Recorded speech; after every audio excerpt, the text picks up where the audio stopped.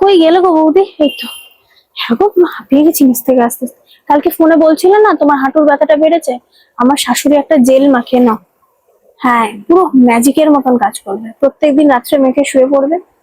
কিসের টাকা? তোমার সাথে আমার টাকার সম্পর্ক? বাহ, পর করে দিচ্ছ বলো। না না না, তোমার সাথে কোনো কথা বলবো না, যাও তো, কথাই বলবো না। মা কোথায় গো? ঘুমোচ্ছে? এই শোনো শোনো শোনো, ডাকতে হবে না। তোমাদের সাথে একটু গল্প করার জন্য এসছি, উনি ঘুমাক। এই দাদার ব্যবসাটার কি খবর বলো তো? সব ঠিকঠাক তো? কোনো অসুবিধা নেই? ঠিক আছে, উপরওয়ালা আছে, তোমার কোনো চিন্তা নেই। কি রে মানা, ফেসবুকের স্টোরিটা কিন্তু আমি দেখেছি। পাগল নাকি? আমি এসব কাউকে বলিনি। শোন, তোরা দুজনে ভালো থাকলেই ভালো। দুজনে এখন কেরিয়ারের উপর ফোকাস কর। তোর বাবাকে আমি ঠিক মানিয়ে নেবো, তোর অত চিন্তার কিছু নেই। যা, পড়তে যাচ্ছিস, যা পড়ে আয় যা। হ্যাঁ, আমি আছি এখন, যা।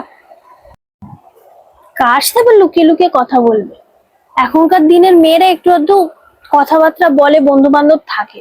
ওর কি একটা প্রাইভেসি নেই নাকি? ও তো বড় হচ্ছে। হ্যাঁ গো বৌদি, এবার আসি। না না, তোমায় ছাড়তে যেতে হবে না। এই সারাদিন গাদা খাটুনি খেটে আবার আমাকে ছাড়তে যাওয়ার কোনো দরকার নেই, আমি চলে যাবো।